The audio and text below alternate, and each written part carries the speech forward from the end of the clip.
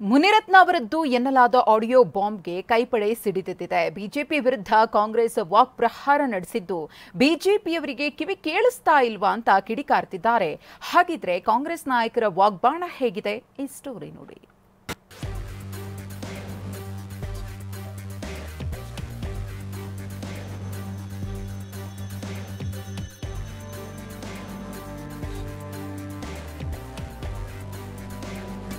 BJP ಶಾಸಕ ಮುನಿರತ್ನ ಆಡಿರೋ ಮಾತು ಕಾಂಗ್ರೆಸ್ ನಾಯಕರನ್ನ ಕೆರಳಿಸಿದೆ. ಎರಡು ದೊಡ್ಡ ಸಮುದಾಯಗಳು ಮತ್ತು ಮಹಿಳೆಯರ ಬಗ್ಗೆ ಆಡಿರುವ ಕೀಳು ಮಟ್ಟದ ಮಾತುಗಳ ಆಡಿಯೋ ರಾಜಕೀಯ ವಲಯದಲ್ಲೇ ಹೊಸದೊಂದು ಇಕ್ಕಟ್ಟಿನ ಸನ್ನಿವೇಶ ಸೃಷ್ಟಿಸಿದೆ. ಕಾಂಗ್ರೆಸ್ ದೊಡ್ಡ ಅಸ್ತ್ರದಂತೆ ಬಳಕೆ ಮಾಡ್ತಿದ್ರೆ ಬಿಜೆಪಿ ನಾಯಕರು ಯಾವ ರೀತಿ ಪ್ರತಿಕ್ರಿಯಿಸಬೇಕು ಅನ್ನೋ ಗೊಂದಲಕ್ಕೆ ಸಿಲುಕಿದಂತಿದೆ. ಮುನಿರತ್ನ ಆಡಿಯೋ ಬಿಜೆಪಿ ವಿರುದ್ಧ ಕಾಂಗ್ರೆಸ್ ವಾಕ್ ಪ್ರಹಾರ. ಬಿಜೆಪಿಯವರಿಗೆ ಕಿವಿ ಕೇಳಿಸ್ತಿಲ್ವಾ? ಡಿಕೆ ಸುರೇಶ್ ಪ್ರಶ್ನೆ. ಮುನಿರತ್ನರದ್ದು ಎನ್ನಲಾದ ಆಡಿಯೋ ಬಗ್ಗೆ ಮಾಜಿ ಸಂಸದ ಡಿಕೆ ಸುರೇಶ್ ಕಿಡಿಕಾರಿದ್ದಾರೆ. ಬಿಜೆಪಿಯವರಿಗೆ ಕಿವಿ ಕೇಳುತ್ತಿಲ್ವಾ?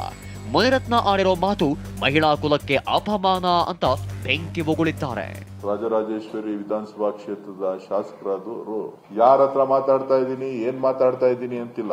ಆ ತಾಯಂದಿರನ್ನ ಮಂಚಕ್ಕೆ ಕರೆಯುವಂತ ಒಬ್ಬ ಬಿಜೆಪಿಯ ನಾಯಕರು ರಾಮನ ಹೆಸರನ್ನ ಹೇಳ್ತಕ್ಕಂಥವ್ರು. ಒಂದ್ ಕಡೆ ತಾಯಂದಿರಿಗೆ ಅಪಮಾನ ಆಗಿದೆ, ಇನ್ನೊಂದ್ ಕಡೆ ಮಹಿಳಾ ಕುಲಕ್ಕೆ ಅಪಮಾನ ಆಗಿದೆ, ಮತ್ತೊಂದ್ ಕಡೆ ದಲಿತ ಸಮುದಾಯವನ್ನ ಭಾರತೀಯ ಜನತಾ ಪಕ್ಷದ ನಾಯಕರು ದಲಿತ ಸಮುದಾಯದ ಮೇಲೆ ಮಾಡಿರ್ತಕ್ಕಂಥದ್ದು ಎಷ್ಟು ಸರಿ. ಇನ್ನು ಗುತ್ತಿಗೆದಾರನಿಗೆ ನಿಂದಿಸುತ್ತಲೇ ದಲಿತ ಸಮುದಾಯದ ಬಗ್ಗೆ ಕೀಳು ಮಟ್ಟದ ಭಾಷೆ ಬಳಸಿದ್ದಾರೆ. ಈ ಬಗ್ಗೆ ಮಾತನಾಡಿರುವ ಸಚಿವ ಎಚ್.ಸಿ. ಮಹದೇವಪ್ಪ ಮನುವಾದದ ಮನಸ್ಥಿತಿ ಬಗ್ಗೆ ಬಿಜೆಪಿ ನಾಯಕರು ಉತ್ತರಿಸಲಿ ಅಂತ ಆಗ್ರಹಿಸಿದ್ದಾರೆ. ಮುನಿರತ್ನ ಒಬ್ಬ ಸೀನಿಯರ್ ಲೀಡರು ಜಾತಿ ನಿಂದನೆ ಮಾಡಿ ಅದನ್ನು ಅಬ್ಯೂಸ್ ಮಾಡಿರ್ತಕ್ಕಂಥದ್ದು ಸಂಪೂರ್ಣವಾಗಿ ಸಂವಿಧಾನದ ಉಲ್ಲಂಘನೆ. ವಿಜಯೇಂದ್ರ ಅಧ್ಯಕ್ಷರು ವಿರೋಧ ಪಕ್ಷದ ಅವರದ್ದು ನಮ್ಮ ಅಶೋಕ್ ಅವರು ಚಲೋ ನಾಡು ಉತ್ತರ ಕೊಡಬೇಕಿದೆ. It attracts practice of untouchability. The law should take its own course. ಮನುವಾದದ ಮನಸ್ಸಲ್ವಾಗಿ ಮಾತಾಡೋದು. ಗಬ್ಬೆದ್ದು ನಾಡ್ತಿರುವ ಬಾಯಿ ಶುದ್ಧ ಮಾಡಿ ಬಿಜೆಪಿಗೆ ಸಿದ್ದು ಗುದ್ದು. ಮುನಿರತ್ನ ಆಡಿಯೋಗೆ ಸಿಎಂ ಸಿದ್ದರಾಮಯ್ಯ ಕೆಂಡವಾಗಿದ್ದಾರೆ.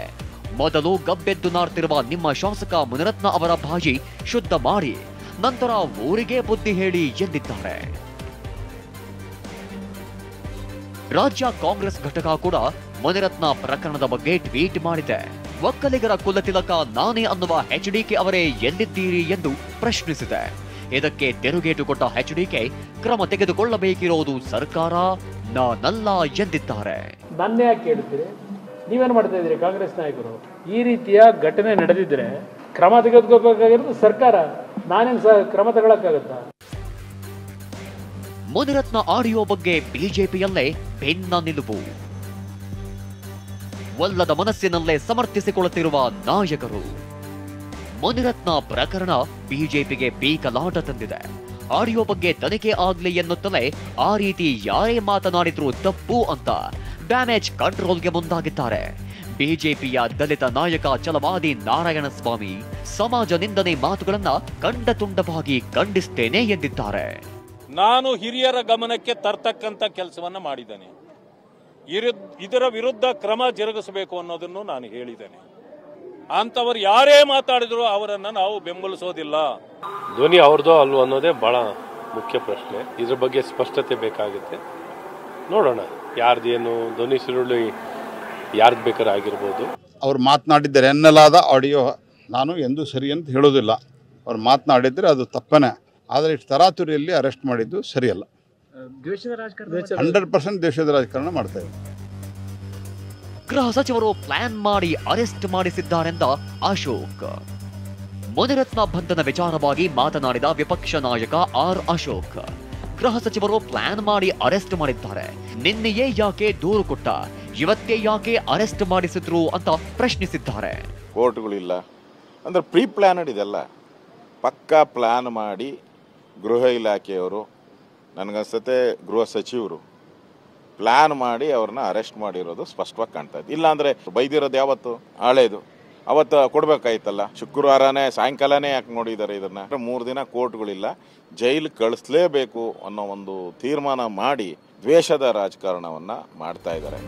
ಏನೇ ಆಗ್ಲಿ ಆಡಿಯೋದಲ್ಲಿ ಒಕ್ಕಲಿಗ ಸಮುದಾಯ, ದಲಿತ ಸಮುದಾಯ, ಮಹಿಳೆಯರ ಬಗ್ಗೆ ಆಡಿರುವ ನೀಚ ಮಾತುಗಳನ್ನ ನಾನು ಆಡಿಲ್ಲ, ಅದು ಸೃಷ್ಟಿ ಆಡಿಯೋ ಅಂತ ಮುನಿರತ್ನ ಹೇಳ್ತಿದ್ದಾರೆ. ಆದ್ರೆ ಈ ಕೇಸಲ್ಲಿ ಮುನಿರತ್ನ ಬಂಧನವಾಗಿರೋದು ಕಾಂಗ್ರೆಸ್ಗಂತೂ ಒಳ್ಳೆಯ ಅಸ್ತ್ರವಾಗಿ ಸಿಕ್ಕಿದೆ. Bureau report, TV9.